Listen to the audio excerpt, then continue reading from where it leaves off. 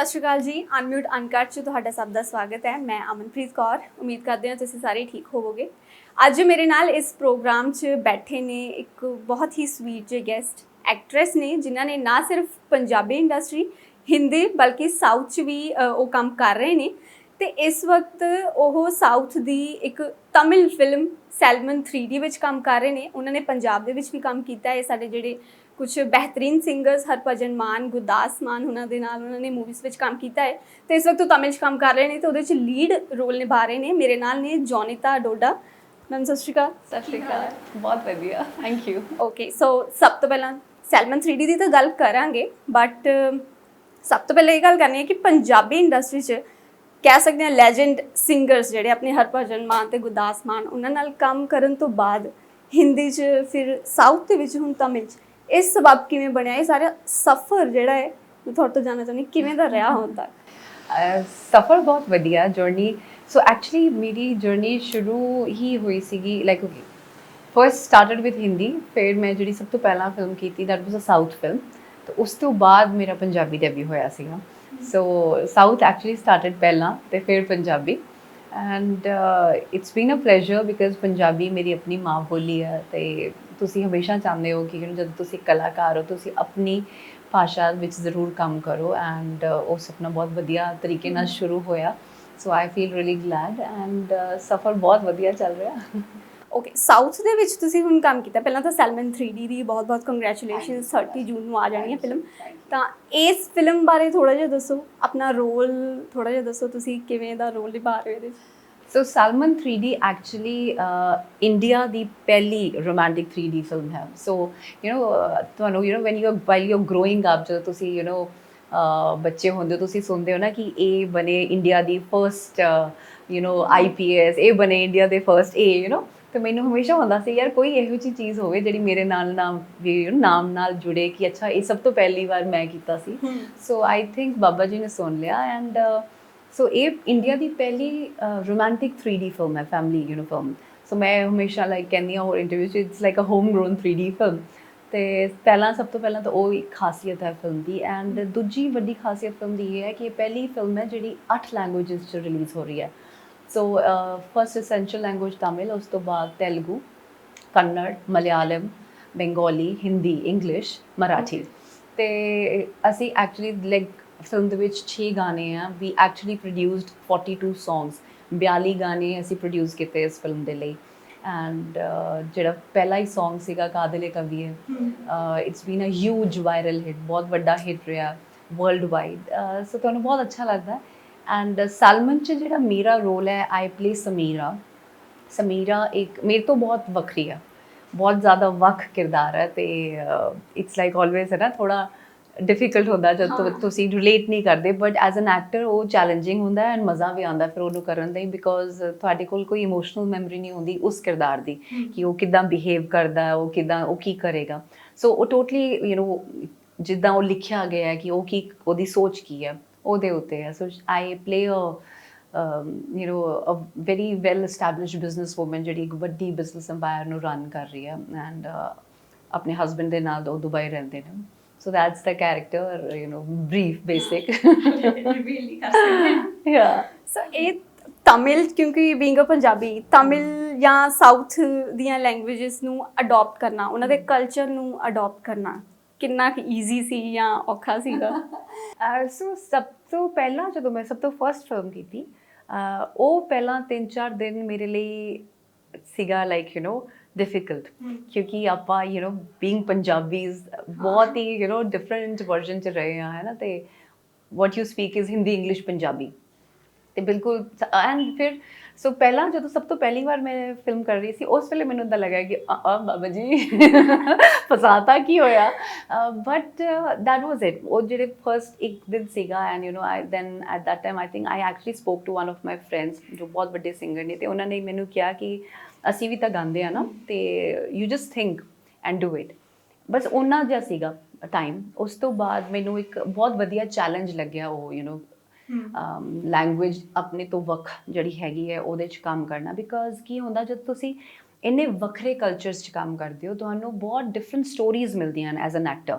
Because ਸਾਡੇ ਤੋਂ ਪੰਜਾਬ ਦਾ culture ਬਿਲਕੁਲ ਵੱਖ ਹੈ, ਤਮਿਲ ਦਾ ਕਲਚਰ ਬਿਲਕੁਲ ਵੱਖ ਹੈ, ਮਲਿਆਲਮ ਦਾ ਕਲਚਰ ਬਿਲਕੁਲ ਹੋਰ ਵੱਖ ਹੈ।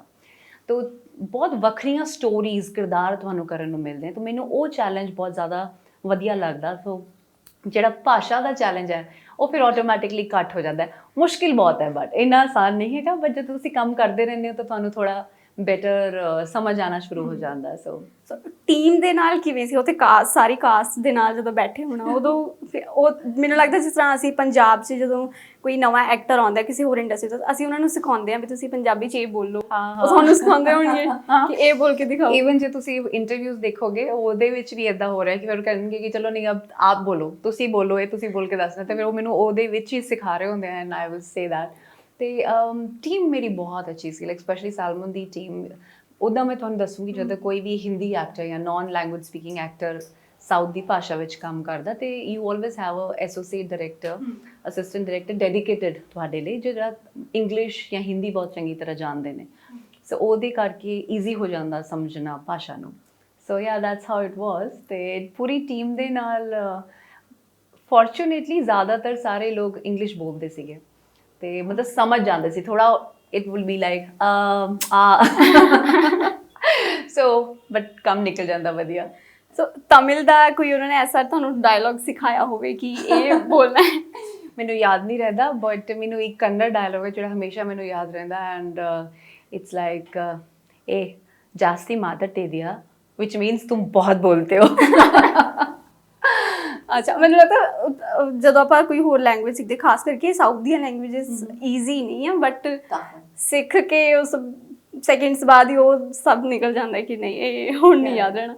ਸੋ ਜੇ ਆਪਾਂ ਪੰਜਾਬ ਦੀ ਗੱਲ ਕਰੀਏ, ਹੁਣ ਪੰਜਾਬੀ ਇੰਡਸਟਰੀ, ਤੁਸੀਂ ਪੰਜਾਬ 'ਚ ਫਿਲਮਾਂ ਕੀਤੀਆਂ, ਹਰਭਜਨ ਮਾਨ, ਗੁਰਦਾਸ ਮਾਨ, ਪਹਿਲਾਂ ਤਾਂ ਉੱਥੋਂ ਉਹ ਵੀ ਐਕਸਪੀਰੀਅੰਸ ਥੋੜ੍ਹਾ ਜਿਹਾ ਸ਼ੇਅਰ ਕਰੋ ਕਿ ਉਸ ਤੋਂ ਬਾਅਦ ਕੋਈ ਚਾਂਸ ਹੋਇਆ ਇਹੋ ਜਿਹਾ ਕਿ ਪੰਜਾਬੀ ਇੰਡਸਟਰੀ 'ਚ ਆਉਣ ਦਾ ਮੌਕਾ ਮਿਲਿਆ ਹੋਵੇ ਜਾਂ ਤੁਸੀਂ ਟਰਾਈ ਕੀਤਾ ਹੋਵੇ?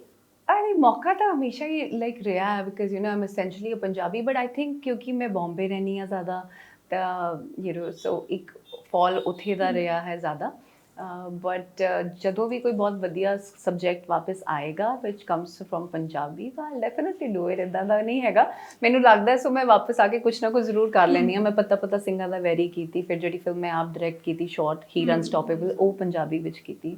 ਸੋ ਯਾ ਡੈਫੀਨਿਟਲੀ ਆਈ ਵਿਲ। ਇਹ ਜੇ ਹੀਰ ਅਨਸਟੋਪੇਬਲ ਤੁਸੀਂ ਖੁਦ ਡਾਇਰੈਕਟ ਕੀਤੀ, ਹੁਣ ਜੇ ਮੈਂ ਪੰਜਾਬੀ ਇੰਡਸਟਰੀ 'ਚ ਫੀਮੇਲ ਡਾਇਰੈਕਟਰਸ 'ਤੇ ਗੱਲ ਕਰਾਂ ਤਾਂ ਬਹੁਤ ਘੱਟ ਨੇ, ਰੇਅਰ ਨੇ, ਕਿਉਂਕਿ ਜੇ ਪਹਿਲਾਂ ਵੀ ਗੱਲ ਕਰੀਏ ਤਾਂ ਆਈ ਗੈਸ ਪ੍ਰੀਤੀ ਸਪਰੂ ਜੀ ਨੇ ਵੀ ਇੱਕ ਫਿਲਮ ਡਾਇਰੈਕਟ ਕੀਤੀ ਸੀ, ਨੀਰੂ ਬਾਜਵਾ ਜੀ ਨੇ ਇੱਕ ਫਿਲਮ ਡਾਇਰੈਕਟ ਕੀਤੀ ਸੀ, ਬਟ ਉਹ ਲੌਂਗ ਟਰਮ ਨਹੀਂ ਚੱਲ ਪਾਏ ਐਜ਼ ਅ ਡਾਇਰੈਕਟਰ, ਹੈ ਨਾ। ਤਾਂ ਇਹ ਸੌਖੇ ਸ਼ਬਦਾਂ 'ਚ ਕਹਾਂ ਤਾਂ ਫਿਊਚਰ ਕਿਵੇਂ ਦੇਖਦੇ ਹੋ ਫੀਮੇਲ ਡਾਇਰੈਕਟਰਸ ਦਾ ਪੰਜਾਬੀ ਇੰਡਸਟਰੀ 'ਚ? ਮੈਨੂੰ ਇੱਦਾਂ ਲੱਗਦਾ ਕਿ ਨਾ ਅਸੀਂ ਹਮੇਸ਼ਾ ਤੋਂ ਪਹਿਲਾਂ ਕਹਿੰਦੇ ਆ ਨਾ ਕਿ ਮਤਲਬ ਇਕੁਐਲਿਟੀ, ਅਤੇ ਸਭ ਤੋਂ ਪਹਿਲਾਂ ਜੇ ਇਕੁਐਲਿਟੀ ਹੈਗੀ ਹੈ ਤਾਂ ਸਾਨੂੰ ਇਹ ਸੋਚ ਹੀ ਖਤਮ ਕਰਨੀ ਚਾਹੀਦੀ ਹੈ ਕਿ ਯਾਰ ਕਿਸੇ ਵੀ ਪ੍ਰੋਫੈਸ਼ਨ 'ਚ ਕਿ ਆਹ ਕੁੜੀ ਕਰੂਗੀ ਕਿ ਇਹ ਮੁੰਡਾ ਕਰ ਰਿਹਾ। ਜਦੋਂ ਅਸੀਂ ਆਮ ਲੋਕ ਆਪਣੀ ਪੂਰੀ ਸੁਸਾਇਟੀ ਇਹ ਸੋਚ ਨੂੰ ਹਟਾ ਦੇਗੀ ਨਾ, ਤਾਂ ਕੁੜੀਆਂ ਲਈ ਬਹੁਤ ਆਸਾਨ ਹੋ ਜਾਏਗਾ, ਬਿਕੋਜ਼ ਇਹ ਇਹੋ ਜਿਹੀ ਸੋਚ ਹੈ। ਅਤੇ ਫਿਰ ਜਦੋਂ ਕੰਮ ਵੀ ਕਰਨਾ ਹੁੰਦਾ ਤਾਂ ਤੁਹਾਨੂੰ ਥੋੜ੍ਹਾ ਔਖਾ ਹੁੰਦਾ, ਬਿਕੋਜ਼ ਉਹ ਕਹਿੰਦੇ ਅੱਛਾ ਯਾਰ ਕੁੜੀ ਡਾਇਰੈਕਟਰ ਹੈ, ਕਿੱਦਾਂ ਸੰਭਾਲੂਗੀ। ਬਟ ਆਈ ਟੈਲ ਯੂ, ਸੋ ਮੈਂ ਡਾਇਰੈਕਸ਼ਨ ਸ਼ੁਰੂ ਕੀਤੀ ਸੀ ਐਕਚੁਅਲੀ ਐਡਸ ਦੇ ਨਾਲ, ਐਂਡ ਮੈਂ ਅਬਾਊਟ 5-6 ਇੰਟਰਨੈਸ਼ਨਲ ਐਡਸ ਡਾਇਰੈਕਟ ਕੀਤੀਆਂ ਨੇ।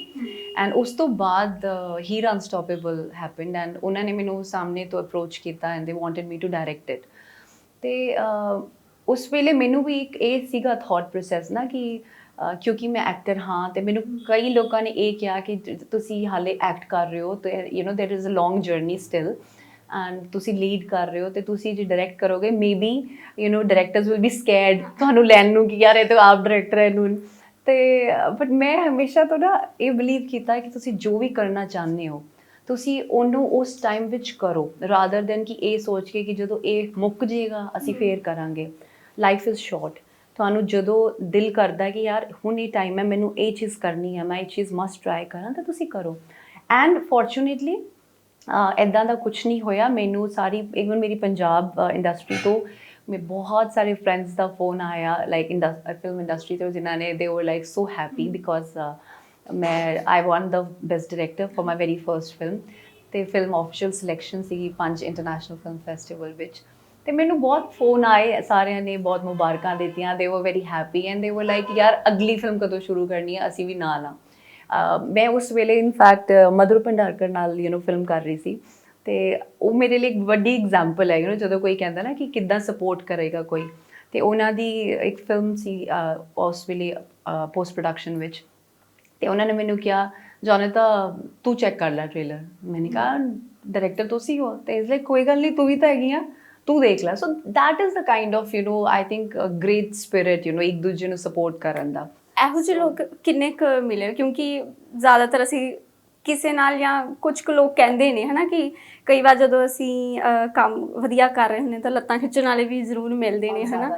ਤਾਂ ਐਜ਼ ਅ ਡਾਇਰੈਕਟਰ ਤੁਹਾਨੂੰ ਕੀ ਕੁਝ ਦੇਖਣਾ ਪਿਆ ਸੀ, ਕਿਹਨਾਂ ਨੇ ਸਾਥ ਦਿੱਤਾ ਜਾਂ ਕੀ ਕੁਝ ਸਟਰਗਲਸ ਵੀ ਦੇਖਣੇ ਪਏ ਸੀ? ਨਹੀਂ, ਫॉर ਮੀ ਐਕਚੁਅਲੀ ਫੋਰਚੂਨੇਟਲੀ ਮੈਨੂੰ ਸਟਰਗਲ ਨਹੀਂ ਦੇਖਣੇ ਪਏ, ਬਿਕਾਜ਼ ਹੋ ਸਕਦਾ ਸ਼ਾਇਦ ਜਿੱਦਾਂ ਦਾ ਤੁਹਾਡਾ ਇੱਕ ਬੈਕਡ੍ਰੌਪ ਰਿਹਾ ਹੁੰਦਾ ਐਜ਼ ਐਨ ਐਕਟਰ, ਮੈਨੂੰ ਹਮੇਸ਼ਾ ਬਹੁਤ ਰਿਸਪੈਕਟ ਮਿਲੀ ਹੈ ਕਿ ਤੁਸੀਂ ਬਹੁਤ ਵਧੀਆ ਐਕਟਰ ਹੋ। ਸੋ ਉਹੀ ਆਈ ਥਿੰਕ ਉਹ ਰਿਗਾਰਡ ਕੈਰੀ ਫਾਰਵਰਡ ਹੁੰਦਾ ਜਦੋਂ ਤੁਸੀਂ ਡਾਇਰੈਕਟ ਕਰਦੇ ਹੋ। ਤੇ ਕਿਉਂਕਿ ਮੈਨੂੰ ਸਾਰੇ ਡਾਇਰੈਕਸ਼ਨ ਦੇ ਪ੍ਰੋਜੈਕਟ ਸਾਹਮਣੇ ਤੋਂ ਆਫਰ ਹੋਏ ਸੀਗੇ, ਸੋ ਦੇਰ ਵਾਜ਼ ਨੋ ਬੇਸਿਕ ਸਟਰਗਲ। ਤੇ ਆਈ ਥਿੰਕ ਪੂਰਾ ਜਿਹੜਾ ਯੂਨਿਟ ਵੀ ਸੀਗਾ ਉਹ ਇੱਦਾਂ ਨਹੀਂ ਸੀਗਾ ਕਿ ਉਹਨਾਂ ਨੂੰ ਇਹ ਹੋਵੇ ਕਿ ਯਾਰ ਇਹ ਫੀਮੇਲ ਡਾਇਰੈਕਟਰ ਹੈ, ਦੇ wood take your command and ਦੇ ਵਰ ਰੀਅਲੀ ਗੁੱਡ। तो मेरा एक्सपीरियंस बहुत ਵਧੀਆ ਰਿਹਾ ਹੁਣ, and in the future also ਤੁਸੀਂ ਪੁੱਛ ਰਹੇ ਸੀ ਕਿ ਲੌਂਗ ਟਰਮ ਕਿਉਂ ਨਹੀਂ ਰਿਹਾ। ਮੈਂ ਦੂਜਿਆਂ ਬਾਰੇ ਨਹੀਂ ਕਹਿ ਸਕਦੀ, but for me because obviously ਕਿਉਂਕਿ ਮੈਂ ਐਕਟਿੰਗ ਕਰ ਰਹੀ ਹਾਂ ਐਂਡ ਫਿਲਮਸ ਚੱਲ ਰਹੇ ਨੇ, ਪ੍ਰੋਜੈਕਟਸ ਚੱਲ ਰਹੇ ਨੇ, that is the reason. Because ਜਦ ਤੁਸੀਂ ਡਾਇਰੈਕਟ ਕਰਦੇ ਹੋ ਤਾਂ it's like captain of the ship, ਤੁਹਾਨੂੰ ਬਹੁਤ ਜ਼ਿਆਦਾ ਕੰਮ ਕਰਨਾ ਪੈਂਦਾ ਉਹਦੇ ਲਈ। So when the time is right and I have more time space, ਤਾਂ ਮੈਂ ਡੈਫੀਨੇਟਲੀ ਡਾਇਰੈਕਟ ਕਰੂੰਗੀ। ਓਕੇ, ਸੋ ਅੱਗੇ ਵੀ ਮਤਲਬ ਡੈਫੀਨੇਟਲੀ ਕਿਹੜੇ ਜਨਰਸ ਜਾਂ ਕਿਹੜੇ ਐਸੇ ਟੌਪਿਕ ਨੇ ਜਿਨ੍ਹਾਂ ਤੇ ਤੁਸੀਂ ਚਾਹੋਗੇ ਕਿ ਮੈਂ ਇੱਥੇ ਗੱਲ ਕਰਨੀ ਹੈ, ਮੈਂ ਇਹ 'ਚ ਐਕਟ ਕਰਨਾ ਜਾਂ ਡਾਇਰੈਕਟ ਕਰਨਾ? ਮੈਨੂੰ ਇੱਦਾਂ ਲੱਗਦਾ ਹਮੇਸ਼ਾ ਤੋਂ ਕਿ ਫਿਲਮ ਇੰਡਸਟਰੀ ਇੱਕ ਬਲੈਸਿੰਗ ਹੈ ਇਨ ਅ ਵੇ ਕਿ ਲੋਕੀ ਦੇ ਲੁੱਕ ਅਪ ਟੂ ਅਸ, ਉਹ ਸੁਣਦੇ ਨੇ, ਐਂਟਰਟੇਨਮੈਂਟ ਲੋਕ ਇੰਜੋਏ ਕਰਦੇ ਆ। ਸੋ ਫਰਸਟ ਟੇਕ ਡੈਫੀਨੇਟਲੀ ਐਂਟਰਟੇਨਮੈਂਟ ਹੈ, ਪਰ ਜੇ ਤੁਸੀਂ ਐਂਟਰਟੇਨਮੈਂਟ ਦੇ ਨਾਲ ਨਾਲ ਕੁਝ ਛੋਟਾ ਜਿਹਾ ਵੀ ਮੈਸੇਜ ਆਪਣੀ ਸੁਸਾਇਟੀ 'ਚ ਪਾਸ ਔਨ ਕਰ ਸਕਦੇ ਹੋ ਉਹਨਾਂ ਲਈ, something for the betterment of the society, ਕਿ ਜਿਹੜਾ ਪ੍ਰੀਚਿੰਗ ਵੀ ਨਾ ਲੱਗੇ। ਤਾਂ ਉਹ ਜਿਹੇ ਜਿਹੜੇ ਸਬਜੈਕਟ ਨੇ ਵਿਚ ਇਜ਼ ਲਾਈਕ ਜਿਹੜੇ ਰਿਲੇਟੇਬਲ ਨੇ, ਔਰ ਉੱਦਾਂ ਦੇ ਸਬਜੈਕਟਸ ਜਿਹਨਾਂ 'ਤੇ ਪੋਸੀਬਲੀ ਤੁਸੀਂ ਚਾਨਣਾ ਵੀ ਹੋਰ ਪਾਉਣਾ ਚਾਹੁੰਦੇ ਹੋ, ਦ ਸਬਜੈਕਟਸ ਜਿਹੜੇ ਛੁਪਾ ਕੇ ਰੱਖੇ ਗਏ ਨੇ ਪੋਸੀਬਲੀ। ਓਕੇ, ਸੋ ਕੋਈ ਐਸੀ ਕੋਈ ਯਾਦ ਰਹੀ ਹੋਵੇ, ਚਾਹੇ ਤਮਿਲ 'ਚ ਹੀ ਹੋਵੇ ਜਾਂ ਹੋਰ ਕਿਸੇ ਫਿਲਮ ਇੰਡਸਟਰੀ 'ਚ, ਕੋਈ ਤੁਹਾਨੂੰ ਲੱਗਦਾ ਹੋਵੇ ਇਹ ਬੈਸਟ ਸੀਗੀ ਮੇਰੇ ਲਈ? ਕੋਈ ਐਸਾ ਕਿੱਸਾ ਹੁੰਦਾ ਨਾ ਜਿਹੜਾ ਸਾਨੂੰ ਹਮੇਸ਼ਾ ਯਾਦ ਰਹਿੰਦਾ? ਇਹ 'ਚ ਬਹੁਤ ਸਾਰੇ ਕਿੱਸੇ ਹੋ ਜਾਂਦੇ ਆ, ਲਾਈਕ ਟੂ ਯਾਦ ਕਰ, ਲਾਈਕ ਜਿੱਦਾਂ if you are asking about Maan Sahib ਹੈ ਨਾ, ਜਦੋਂ ਅਸੀਂ ਗੁਰਦਾਸ ਮਾਨ ਸਾਹਿਬ ਨਾਲ ਸ਼ੂਟ ਕਰ ਰਹੇ ਸੀ, ਅਤੇ ਉਹਦਾ ਜ਼ਿਆਦਾ ਜਿਹੜਾ ਮੀਰਾ ਬੋਏ ਉਹ ਬਹੁਤ ਸਵਾਦ ਚਾਹ ਬਣਾਉਂਦਾ ਸੀ, ਅਤੇ ਉਹਨਾਂ ਨੇ ਹਮੇਸ਼ਾ ਉਹਨੂੰ ਕਹਿਣਾ ਅਭਿਜੀਤ ਦਾਦਾ ਚਾਹੇ ਤਾਂ ਮੈਂ ਵੀ ਤੁਹਾਡੇ ਹੱਥ ਦੀ ਪੀਊਂਗਾ। ਸੋ ਉੱਦਾਂ ਦੀਆਂ ਚੀਜ਼ਾਂ ਹਰ ਇੱਕ ਸੈੱਟ 'ਤੇ ਕੁਛ ਨਾ ਕੁਛ ਸਪੈਸ਼ਲ ਹੁੰਦਾ।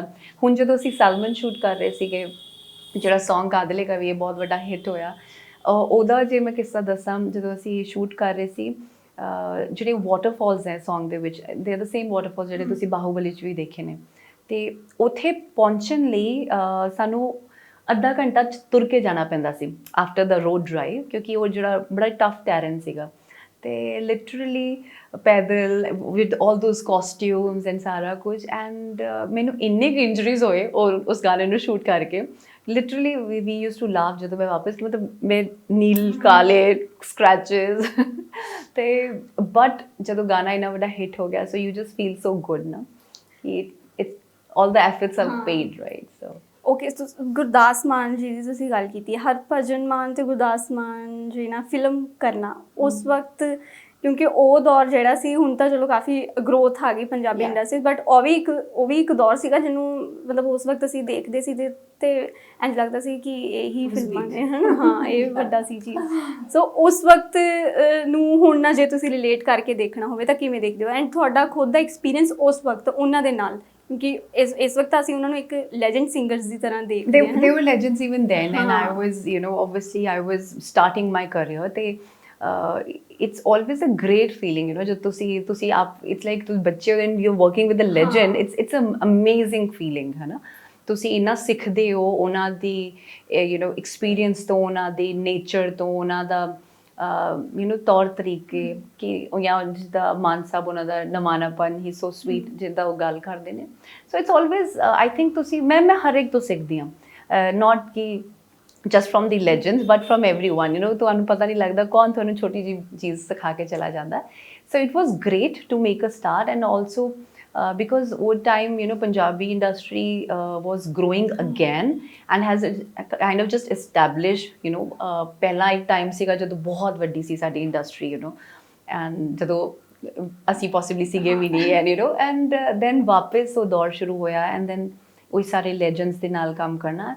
Now finally I think it's great because ਹੁਣ Punjabi industry is reaching a stage where now they are experimenting with new concepts। ਨਹੀਂ ਤਾਂ ਕਿ ਇਹ ਸੀਗਾ ਕਿ ਬਹੁਤ ਦੇਰ ਤੋਂ ਬਾਅਦ ਸ਼ੁਰੂ ਹੋਈ ਸੀ ਤਾਂ ਸਿਮਿਲਰ ਸਬਜੈਕਟਸ ਬਹੁਤ ਜ਼ਿਆਦਾ ਹੁੰਦੇ ਸੀਗੇ ਤੇ ਕੁਝ ਵੇਰੀਏਸ਼ਨ ਨਹੀਂ ਆਪਾਂ ਟਰਾਈ ਕਰ ਪਾ ਰਹੇ ਸੀ ਆਈ ਥਿੰਕ ਤੇ ਬਟ ਹੁਣ ਉਹ ਸਾਰੀ ਚੀਜ਼ਾਂ ਚੇਂਜ ਹੋਈਆਂ ਨੇ। I am sure ਬਹੁਤ ਵਧੀਆ ਮੇਕਰਸ ਆ ਰਹੇ ਨੇ and they're trying new subjects, so it's a good time।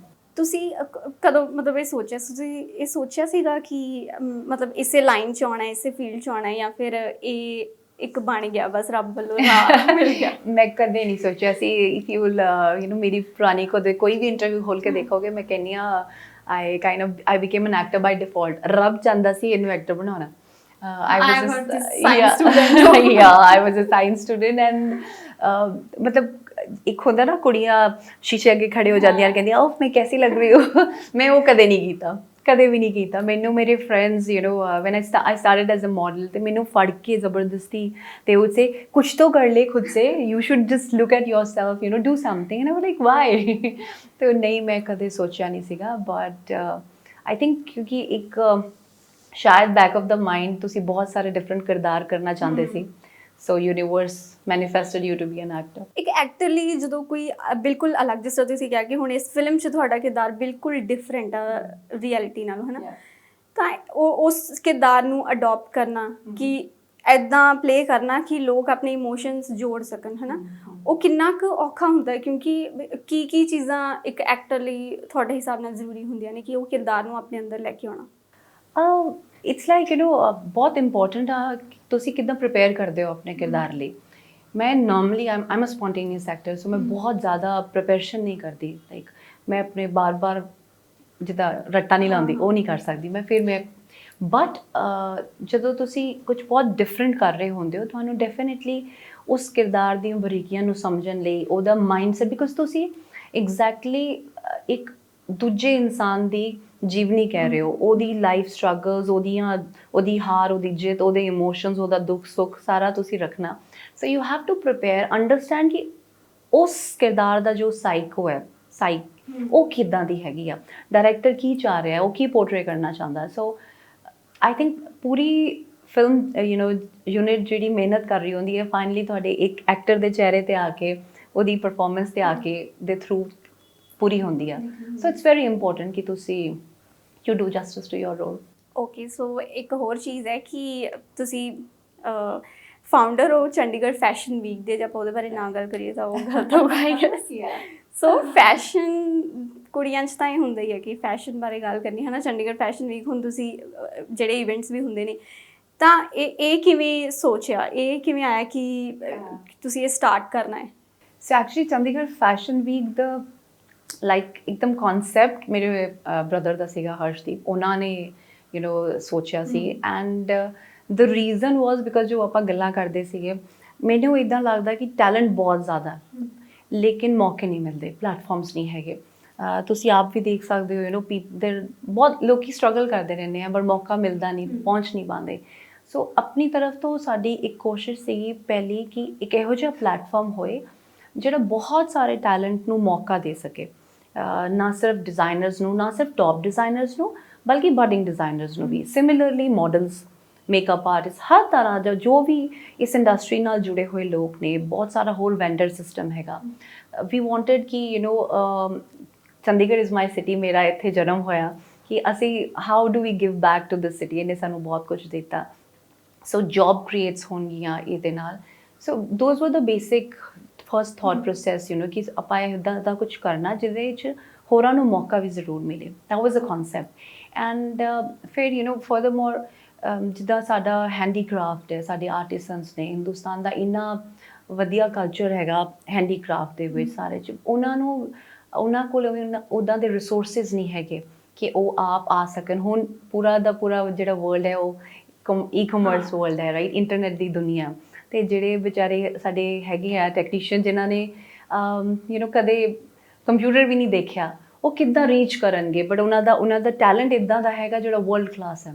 So that was the reason that we created this platform, ਜਿੱਥੇ people can come sell directly and we do everything, we take care of everything for them। Okay, so ਤੁਸੀਂ ਇਹਦੇ 'ਚ ਹੁਣੇ ਉਹ ਵੀ ਗੱਲ ਕੀਤੀ ਸੀ ਕਿ ਕਈਆਂ ਨੂੰ ਮੌਕਾ ਨਹੀਂ ਮਿਲਦਾ ਇੱਥੇ ਆਉਣ ਦਾ, ਹੈ ਨਾ? ਤਾਂ ਉਹ ਚੀਜ਼ ਨਾ ਕਿਵੇਂ ਡੀਲ, ਕਿਉਂਕਿ ਉਹੀ ਚੀਜ਼ ਆ ਜਾਂਦੀ ਕਿ ਜਦੋਂ ਸਾਡੇ ਕੋਲ ਸਕਸੈਸ ਹੁੰਦਾ ਤਾਂ ਅਸੀਂ ਬਹੁਤ ਖੁਸ਼ ਹੁੰਦੇ ਹਾਂ, ਬਟ ਕਿਤੇ ਅਗਰ ਫੇਲੀਅਰ ਮਿਲ ਗਿਆ ਤਾਂ ਅਸੀਂ ਉਹ ਡੀਲ ਨਹੀਂ ਕਰ ਪਾਉਂਦੇ, ਕਿਉਂਕਿ ਅਸੀਂ ਸਿੱਖਿਆ ਨਹੀਂ ਹੁੰਦਾ ਪਹਿਲਾਂ ਕਿ ਅਸੀਂ ਫੇਲੀਅਰ ਨਾਲ ਵੀ ਡੀਲ ਕਰਨਾ ਹੈ। ਤਾਂ ਉਹ ਚੀਜ਼ ਬਾਰੇ ਕੀ ਸੋਚਦੇ ਹੋ ਕਿ ਜੇ ਸਕਸੈਸ ਆ ਤਾਂ ਫੇਲੀਅਰ ਤਾਂ ਆਉਣਾ ਹੀ ਹੈ, ਬਟ ਜਿਹੜੇ ਨਿਊ ਕਮਰਸ ਕਹਿ ਲਈਏ ਜਾਂ ਬਡਿੰਗ ਆਰਟਿਸਟ ਨੇ ਜਿਹੜੇ, ਉਹ ਕਿਤੇ ਨਾ ਕਿਤੇ ਫੇਲੀਅਰ ਤੋਂ ਹਾਰ ਜਾਂਦੇ ਨੇ ਕਿ ਨਹੀਂ ਹੁਣ ਅੱਗੇ ਕੁਝ ਹੈ ਹੀ ਨਹੀਂ? ਬਹੁਤ ਬਹੁਤ ਵਧੀਆ ਸਵਾਲ ਹੈ, ਥੈਂਕਸ ਫॉर ਦਿਸ ਕੁਐਸਚਨ। ਇਹ ਚੀਜ਼ ਅਸੀਂ ਬਹੁਤ ਜ਼ਿਆਦਾ ਮੈਂ ਇਹਦੇ ਨਾਲ ਵੀ ਕੋਸ਼ਿਸ਼ ਕਰ ਰਹੀ ਹਾਂ ਡੀਲ ਕਰਨ ਲਈ, because I've been working with different NGOs personally also ਜਿਹੜੇ mental health ਨਾਲ ਡੀਲ ਕਰਦੇ ਆ, especially artist, fraternity, ਕੋਈ ਵੀ, not just actors, it could be anybody on the creative field, or ਕੋਈ ਵੀ ਹੋਰ ਹੋ ਸਕਦਾ ਅੱਜ ਦੇ ਡੇਟ ਵਿੱਚ, even students। it is very important ਸਾਰਿਆਂ ਨੂੰ ਇਹ ਦੱਸਣਾ ਕਿ ਆਪਾਂ ਕਹਿੰਦੇ ਹਾਂ ਯਾਰ ਗਲਤੀ ਹੋ ਗਈ। ਗਲਤੀ ਦਾ ਮਤਲਬ ਕੀ ਹੈ? ਗਲਤੀ ਦਾ ਮਤਲਬ ਹੈ ਗਲਤੀ, ਬਾਈ ਮਿਸਟੇਕ, ਤੁਸੀਂ ਜਾਣਬੁੱਝ ਕੇ ਨਹੀਂ ਕੀਤਾ। ਸੋ ਜੇ ਤੁਸੀਂ ਆਪਣੀ ਗਲਤੀ ਤੋਂ ਸਿੱਖ ਲਿਆ, ਜੇ ਤੁਸੀਂ ਉਸ ਤੋਂ ਸਿੱਖ ਲੈ ਲਈ ਅਤੇ ਉਸ ਤੋਂ ਬਾਅਦ ਉਹ ਗਲਤੀ ਨੂੰ ਦੁਬਾਰਾ ਰਿਪੀਟ ਨਹੀਂ ਕਰ ਰਹੇ, ਦੈਨ ਇਟਸ ਫਾਈਨ। ਤੁਸੀਂ ਕੁਝ ਸਿੱਖਿਆ, ਤੁਸੀਂ ਅੱਗੇ ਵਧੋ, ਐਂਡ ਉਹ ਗਲਤੀ ਨੂੰ ਦੁਬਾਰਾ ਦੁਹਰਾਓ ਨਾ ਆਪਣੀ ਜ਼ਿੰਦਗੀ ਵਿੱਚ, ਬੈਟਰ ਚੀਜ਼ਾਂ ਕਰੋ। It is very important, I want to tell the youngsters ਕਿ ਜਦੋਂ ਤੁਹਾਨੂੰ ਇਹ ਸਮਝ ਆ ਗਿਆ ਕਿ success is not the only thing. ਮੈਂ ਤੁਹਾਨੂੰ ਦੱਸਦੀ ਹਾਂ, ਮੈਂ ਮੇਰੇ ਬਰਥਡੇ 'ਤੇ ਹੁਣੇ ਇੱਕ ਵਰਿਧ ਆਸ਼ਰਮ 'ਚ ਗਏ ਅਸੀਂ ਇਸ ਵਾਰੀ, ਅਤੇ ਉੱਥੇ ਇੱਕ ਅੰਕਲ ਸੀ, ਉਹਨਾਂ ਨੇ ਮੈਨੂੰ ਇੱਕ ਬਹੁਤ ਵਧੀਆ ਗੱਲ ਕਹੀ। ਮੈਂ ਉਹਨਾਂ ਨੂੰ ਪੁੱਛਿਆ ਕਿ ਅੰਕਲ ਤੁਹਾਨੂੰ ਕੀ ਪਸੰਦ ਹੈ, ਮੈਂ ਤੁਹਾਡੇ ਲਈ ਅਗਲੀ ਵਾਰ ਉਹੀ ਚੀਜ਼ ਲੈ ਕੇ ਆਊਂਗੀ। ਅਤੇ ਉਹ ਮੈਨੂੰ ਕਹਿੰਦੇ ਕਿ ਲਾਈਫ ਇੰਨੀ ਛੋਟੀ ਆ ਅਤੇ ਮੈਂ ਹੁਣ ਡਿਸਕ੍ਰਿਮੀਨੇਟ ਨਹੀਂ ਕਰਦਾ, ਮੈਨੂੰ ਸਭ ਕੁਝ ਪਸੰਦ ਹੈ। ਉਹ ਬਹੁਤ ਵਧੀਆ ਗੱਲ ਮੈਨੂੰ ਲੱਗੀ। So it's actually life is so short, ਸਾਨੂੰ ਪਤਾ ਨਹੀਂ, ਇੱਕ ਸਾਲ ਦਾ ਪਤਾ ਨਹੀਂ। ਸੋ ਖੁਸ਼ ਰਹਿਣਾ ਬਹੁਤ ਇੰਪੋਰਟੈਂਟ ਆ, which means to say success important ਹੈ, ਬਟ ਤੁਹਾਡਾ ਖੁਸ਼ ਰਹਿਣਾ ਸਭ ਤੋਂ ਜ਼ਿਆਦਾ ਇੰਪੋਰਟੈਂਟ ਹੈ। ਜੇ ਤੁਸੀਂ ਖੁਸ਼ ਹੋ ਤਾਂ ਹੀ success. Failure is nothing, failure is just ਕਿ ਪੋਸੀਬਲ ਤੁਸੀਂ ਜੋ ਚੀਜ਼ ਕੀਤੀ ਉਹ ਠੀਕ ਨਹੀਂ ਹੋਈ, ਦੁਬਾਰਾ ਕਰ ਲਾਂਗੇ। ਐਂਡ ਸਭ ਤੋਂ ਵੱਡੀ ਇੰਪੋਰਟੈਂਟ ਚੀਜ਼ ਆਈ ਥਿੰਕ ਲੋਕ ਹਾਰਦੇ ਤਦ ਹੈ ਜਦੋਂ ਸੋਚਦੇ ਆ ਕਿ ਇਹ ਸਾਹਮਣੇ ਵਾਲਾ ਕੀ ਕਹੂਗਾ, ਉਹ ਕੀ ਕਹੂਗਾ, ਸੁਸਾਇਟੀ ਕੀ ਕਹੇਗੀ। ਤੁਹਾਨੂੰ ਜਦੋਂ ਤੁਸੀਂ ਕਿਸੇ ਪ੍ਰੋਬਲਮ 'ਚ ਆਉਂਦੇ ਹੋ, ਕੋਈ ਨਹੀਂ ਆਉਂਦਾ। So don't think about those people ਜਿਨ੍ਹਾਂ ਨੇ ਕਦੇ ਆ ਕੇ ਤੁਹਾਡਾ ਸਾਥ ਨਹੀਂ ਦੇਣਾ। ਸੋ ਆਪਣਾ ਸਾਥ ਆਪ ਦਿਓ, ਜਿਹੜੇ ਤੁਹਾਡੇ ਚੰਗੇ ਲੋਕ ਨੇ, ਦੋਸਤ ਨੇ, ਉਹਨਾਂ ਨਾਲ ਸ਼ੇਅਰ ਕਰੋ ਜੇ ਕੋਈ ਪ੍ਰੋਬਲਮ ਹੈ, and come out of it. ਉਹਦੇ ਵਿੱਚ ਇਕੱਲੇ ਰਹਿ ਕੇ ਡਿਪਰੈਸ਼ਨ 'ਚ ਨਹੀਂ ਜਾਓ। That's very important. ਤੁਹਾਨੂੰ ਪਰਸਨਲੀ ਕਦੀ ਇਸ ਚੀਜ਼ ਦਾ ਉਹ ਐਕਸਪੀਰੀਅੰਸ ਹੋਇਆ, ਲਾਈਕ ਨੈਗੇਟਿਵਿਟੀ? ਕਿਉਂਕਿ ਆਰਟਿਸਟ ਤਾਂ ਪਬਲਿਕ ਫਿਗਰਸ ਹੁੰਦੀਆਂ ਨੇ, ਤਾਂ ਲੋਕ ਇੱਦਾਂ ਹੀ ਬਸ ਕਮੈਂਟਸ ਕਰ ਦਿੰਦੇ ਨੇ ਜਾਂ ਕਹਿ ਦਿੰਦੇ ਨੇ ਕੁਝ ਵੀ। ਨੈਗੇਟਿਵਿਟੀ ਬਹੁਤ ਆਉਂਦੀ ਹੈ, but I am a very positive person. So ਜੇ ਮੇਰੇ ਨੇੜੇ ਕੋਈ ਇੱਦਾਂ ਦੀ ਆਉਂਦਾ ਨਾ, so I like stay away. But ਹਾਂ, ਹੁੰਦਾ, ਬਿਲਕੁਲ ਡੈਫੀਨੇਟਲੀ ਹੁੰਦਾ ਹੈ, ਬਹੁਤ ਸਾਰਾ ਹੁੰਦਾ। ਬਟ ਇੱਦਾਂ ਦੇ ਬਹੁਤ ਲੋਕ ਹੈ ਜਿਹੜੇ ਜਲਸ ਕਰਦੇ ਨੇ, ਕੁਛ ਨਾ ਕੁਛ ਤੁਹਾਨੂੰ they are not happy with your success, ਅਤੇ ਇਹੋ ਜਿਹੀਆਂ ਚੀਜ਼ਾਂ ਡੈਫੀਨੇਟਲੀ ਹੁੰਦੀਆਂ। ਸੋ ਬਟ ਮੈਂ ਇਹ ਸੋਚਦੀ ਹਾਂ ਕਿ ਠੀਕ ਆ, ਜਦੋਂ ਕੁਛ ਬਹੁਤ ਖਰਾਬ ਹੁੰਦਾ ਤੁਹਾਨੂੰ ਬੁਰਾ ਤਾਂ ਲੱਗਦਾ ਹੀ ਆ, ਤੁਸੀਂ ਇੱਕ ਦਿਨ ਲੈ ਲਓ, 2 ਦਿਨ ਲੈ ਲਓ, think about it, get that feeling sink in you, and then push back, ਬਸ ਫਿਰ ਅੱਗੇ ਵਧੋ, move out, you have to, because there's no choice। ਜੇ ਤੁਸੀਂ ਉਸ ਨੈਗੇਟਿਵ ਫੀਲਿੰਗ ਦੇ ਵਿੱਚ ਜਾਂਦੇ ਰਹੋਗੇ, ਇਟਸ ਲਾਈਕ ਅ ਦਲਦਲ, ਅਤੇ ਉਹ ਤੋਂ ਬਾਹਰ ਨਿਕਲਣਾ ਬਹੁਤ ਜ਼ਰੂਰੀ ਆ। ਐਕਟਿੰਗ ਤੋਂ ਸਿਵਾਏ ਕਿਸੇ ਹੋਰ ਚੀਜ਼ ਬਾਰੇ ਵੀ ਸੋਚਦੇ ਹੋ? ਹਾਂ, ਮੈਂ ਸਾਰੀਆਂ ਚੀਜ਼ਾਂ ਬਾਰੇ ਸੋਚਦੀ ਹਾਂ। ਐਜ਼ ਆਈ ਸੈਡ ਕਿ ਯੂ ਕੈਨ ਸੀ ਮੈਂ ਐਕਟਰ ਹਾਂ, ਮੈਂ ਡਾਇਰੈਕਟਰ ਹਾਂ, I am a business woman, right. So definitely ਮੈਂ ਐਕਟਿੰਗ ਤੋਂ ਇਲਾਵਾ ਬਹੁਤ ਸੋਚਦੀ ਹਾਂ। ਮੈਂ ਸੋਸ਼ਲ ਚੀਜ਼ਾਂ ਨਾਲ ਬਹੁਤ ਜੁੜੀ ਹੋਈ ਹਾਂ। ਮੈਨੂੰ ਇੱਦਾਂ ਲੱਗਦਾ ਉਹ ਮੈਂ ਬਚਪਨ ਤੋਂ ਜੁੜੀ ਹਾਂ। Before I became an actor, I was part of the Chandigarh awareness group and the AIDS group and you know the female PT side. ਮੈਨੂੰ ਇਦਾਂ ਲੱਗਦਾ ਕਿ ਅਸੀਂ ਸਾਰੇ you know in our own capacity ਕੁਛ ਨਾ ਕੁਛ ਕਰ ਸਕਦੇ ਹਾਂ ਆਪਣੇ ਲੋਕਾਂ ਲਈ, ਆਪਣੇ ਆਸ-ਪਾਸ ਦੀ ਜ਼ਿੰਦਗੀ ਨੂੰ ਬਿਹਤਰ ਬਣਾਉਣ ਲਈ, ਤੇ we should do it. ਇੱਕ ਹੋਰ ਚੀਜ਼, ਜਦੋਂ ਕੋਈ ਫੀਮੇਲ ਆਰਟਿਸਟ ਜਾਂ ਇਸ ਇੰਡਸਟਰੀ 'ਚ ਆਉਣਾ ਹੁੰਦਾ, ਬਹੁਤ ਸਾਰੇ ਕਿਉਂਕਿ ਕਈ ਆਰਟਿਸਟ ਕਹਿੰਦੇ ਨੇ ਕਿ ਲਾਈਕ ਸਾਡੇ ਘਰ ਦੇ ਵੀ ਥੋੜਾ ਉਹ ਹੁੰਦੇ ਨੇ ਹੈ ਨਾ, ਇਸ ਚੀਜ਼ ਦੇ ਕਦੇ ਖਿਲਾਫ ਹੁੰਦੇ ਨੇ, ਖਿਲਾਫ ਵੀ ਨਹੀਂ ਕਹਿ ਸਕਦੇ, ਉਹ ਕੇਅਰਿੰਗ ਨੇਚਰ ਹੁੰਦੀ ਹੈ ਕਿ ਨਹੀਂ ਕੁਛ ਮਤਲਬ ਗਲਤ ਨਾ ਹੋਏ। ਤਾਂ ਉਹ ਚੀਜ਼ ਤੁਹਾਡੀ ਜਦੋਂ ਤੁਸੀਂ ਇਸ ਲਾਈਨ 'ਚ ਆਏ, ਚੂਜ਼ ਕੀਤਾ, ਤਾਂ ਫੈਮਿਲੀ ਦਾ ਕੀ ਰਿਐਕਸ਼ਨ ਸੀ?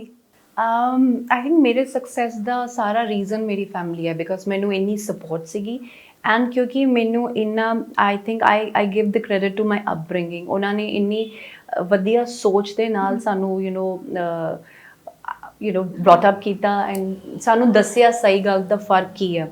ਸੋ ਉਹ ਬਹੁਤ, ਮੈਨੂੰ ਇਹ ਸਵਾਲ ਬਹੁਤ ਵਾਰੀ ਲੋਕ ਪੁੱਛਦੇ ਨੇ ਕਿ ਨਿਊ ਕਮਰਸ ਨੂੰ ਕੀ, ਮੈਂ ਉਹਨਾਂ ਨੂੰ ਇਹ ਕਹਿੰਦੀ ਹਾਂ ਨਿਊ ਕਮਰਸ ਨੂੰ ਨਾ ਕਹਿਣਾ ਆਉਣਾ ਚਾਹੀਦਾ। ਜਦੋਂ ਤੁਸੀਂ ਮੰਨ ਲਓ ਤੁਸੀਂ ਇਹੋ ਜਿਹੀ ਕਿਸੇ ਸਿਚੁਏਸ਼ਨ 'ਚ ਹੈਗੇ ਹੋ ਜਿਹੜੀ ਤੁਹਾਨੂੰ ਲੱਗਦੀ ਹੈ ਸਹੀ ਨਹੀਂ ਹੈਗੀ, ਨਾ ਕਹਿਣ ਦੀ ਹਿੰਮਤ ਰੱਖੋ ਐਂਡ ਇਹ ਨਾ ਸੋਚੋ ਕਿ ਮੈਨੂੰ ਦੁਬਾਰਾ ਕੰਮ ਨਹੀਂ ਮਿਲੇਗਾ, ਡੈਫੀਨੇਟਲੀ ਮਿਲੇਗਾ, ਬਿਕਾਜ਼ ਕੰਮ ਤੁਹਾਨੂੰ ਮਿਲਣਾ ਤੁਹਾਡੇ ਟੈਲੈਂਟ ਕਰਕੇ। ਸੋ ਇਹੋ ਜਿਹੀ ਕੋਈ ਵੀ ਚੀਜ਼ ਜਿਹੜੀ ਤੁਹਾਨੂੰ ਲੱਗਦੀ ਹੈ ਇਨਐਪਰੋਪ੍ਰੀਏਟ ਆ, just say no with a very strong foot out there, ਹੈ ਨਾ। ਸੋ ਫੈਮਿਲੀ ਦੀ ਸਪੋਰਟ ਬਹੁਤ ਜ਼ਰੂਰੀ ਹੈ ਕਿਸੇ ਵੀ ਪ੍ਰੋਫੈਸ਼ਨ 'ਚ। ਜਦੋਂ ਬੱਚਾ ਆਉਂਦਾ, ਜੇ ਫੈਮਿਲੀ ਸਪੋਰਟਿਵ ਹੈ ਤੇ ਬਹੁਤ ਆਸਾਨ ਹੋ ਜਾਏਗਾ ਬੱਚਿਆਂ ਲਈ ਅੱਗੇ ਜਾਣਾ, ਸਮਝਣਾ ਕਿ ਪ੍ਰੋਬਲਮ ਕੀ ਹੈ ਤੇ ਮੈਂ ਫੇਸ ਕਿੱਦਾਂ ਕਰਾਂਗਾ। ਇਫ ਦੇ ਆਰ ਅਲੋਨ ਤੇ ਉਹਨਾਂ ਨੂੰ ਇਹ ਡਰ ਹੈ ਕਿ ਯਾਰ ਘਰ ਦੇ ਮੈਨੂੰ ਹੋਰ ਕੁਝ ਕਹਿਣਗੇ ਤੇ ਫਿਰ ਉਹ ਥੋੜਾ ਬਲਕਿ ਛੁਪਾਉਣਗੇ, ਹੋ ਸਕਦਾ ਉਹਦੇ ਚੱਕਰ ਵਿੱਚ ਹੋਰ ਗਲਤੀਆਂ ਕਰ ਜਾਣ। ਸੋ ਆਈ ਵੁੱਡ ਰਿਕੁਐਸਟ ਸਾਰਿਆਂ ਨੂੰ ਕਿ ਜੇ ਤੁਹਾਡੇ ਬੱਚੇ ਕੁਝ ਕਰਨਾ ਚਾਹੁੰਦੇ ਆ, ਤੁਸੀਂ ਉਹਨਾਂ ਨੂੰ ਸਪੋਰਟ ਕਰੋ, ਸਮਝੋ ਉਹਨਾਂ ਦੀ ਚੀਜ਼ ਨੂੰ। ਐਂਡ ਹੁਣ ਤਾਂ ਬਹੁਤ ਚੇਂਜ ਆ ਗਿਆ, ਹੁਣ ਆਈ ਗੈਸ ਹੁਣ ਸਮਝਣ ਲੱਗ ਗਏ ਨੇ। ਦੇ ਡੂ ਸੋ ਬਾਕੀ ਜੇ ਅਸੀਂ ਗੱਲ ਕਰੀਏ ਹੁਣ ਅਗਲੇ ਆਉਣ ਵਾਲੇ ਪ੍ਰੋਜੈਕਟਸ ਬਾਰੇ, ਜੇ ਗੱਲ ਕਰੀਏ ਕੀ ਪ੍ਰੋਜੈਕਟਸ ਨੇ ਜਿਨ੍ਹਾਂ ਤੁਸੀਂ ਕੰਮ ਕਰਨਾ ਚਾਹੁੰਦੇ ਹੋ ਜਾਂ ਆ ਰਹੇ ਨੇ ਤੁਹਾਡੇ? ਸੋ ਸਲਮਾਨ ਤੋਂ ਬਾਅਦ ਮੇਰੀ ਕਿਰਾਏਨਾਮਾ ਰਿਲੀਜ਼ ਹੋਣੀ ਹੈ, which is a Hindi film, and ਇਸ ਤੋਂ ਇਲਾਵਾ ਹੁਣੇ ਡਾਇਰੈਕਟਰ ਵਾਪਸ ਆਉਂਦਾ, but I am just I made a documentary film ਹੈਗੀ ਆ ਜਿਹੜੀ ਨੈਚੁਰਲ ਡਿਜ਼ਾਸਟਰਸ ਦੇ ਉੱਤੇ ਹੈ। ਮੈਨੂੰ ਲੱਗਦਾ ਨਹੀਂ ਜ਼ਿਆਦਾ ਆਪਾਂ ਨੂੰ ਪਤਾ ਲੋਕਾਂ ਨੂੰ, ਹਿੰਦੁਸਤਾਨ ਦੁਨੀਆ ਦਾ ਤੀਸਰਾ ਸਭ ਤੋਂ ਜ਼ਿਆਦਾ ਪ੍ਰੋਨ ਮੁਲਕ ਹੈ ਨੈਚੁਰਲ ਡਿਜ਼ਾਸਟਰਸ ਲਈ, ਤੇ ਸਾਨੂੰ ਪਤਾ ਹੀ ਨਹੀਂ ਹੈਗਾ ਕਿ ਕਿੱਦਾਂ ਆਪਣੇ ਆਪ ਨੂੰ ਸੇਵ ਕਰਨਾ। ਅਸੀਂ ਸੋਚਦੇ ਹਾਂ ਯਾਰ ਹੋਏਗਾ ਤਾਂ ਦੇਖਾਂਗੇ, ਬਟ ਉਹ ਬਹੁਤ ਹੀ ਗਲਤ ਹੈ। ਇਹ ਪਿਛਲੇ 20 ਸਾਲਾਂ 'ਚ ਹਿੰਦੁਸਤਾਨ ਨੂੰ $80 ਬਿਲੀਅਨ ਦਾ ਨੁਕਸਾਨ ਹੋਇਆ। ਸੋ ਉਸ 'ਤੇ ਬੇਸ ਇੱਕ ਛੋਟੀ ਜਿਹੀ ਡਾਕੂਮੈਂਟਰੀ ਹੈ ਜਿਹੜੀ ਮੈਂ ਸਭ ਤੋਂ ਪਹਿਲਾਂ ਬਣਾਈ ਆ, ਉਹ ਆਏਗੀ। ਉਸ ਤੋਂ ਇਲਾਵਾ ਸਿੰਸ ਚੰਡੀਗੜ੍ਹ ਫੈਸ਼ਨ ਵੀਕ ਇੱਕ ਬਹੁਤ ਵੱਡਾ ਹਿੱਸਾ ਹੈਗਾ, I have launched a modelling course ਸਾਰੇ ਨਿਊ ਕਮਰਸ ਲਈ। ਸੋ ਉਹਨਾਂ ਨੂੰ ਵੀ ਦੱਸ ਦਿਓ ਕਿ ਉਹ ਕੋਰਸ ਲੈ ਸਕਦੇ ਆ, ਸਮਝ ਸਕਦੇ ਆ ਕਿ ਕਿੱਦਾਂ ਆਉਣਾ ਹੈਗਾ ਇੰਡਸਟਰੀ 'ਚ। And projects definitely there are some very very interesting projects ਜੋ ਮੈਂ ਹੁਣ ਕਰ ਰਹੀ ਹਾਂ, ਬਟ ਉਹਨਾਂ ਦੇ ਬਾਰੇ ਬਾਅਦ 'ਚ ਗੱਲ ਕਰਾਂਗੇ।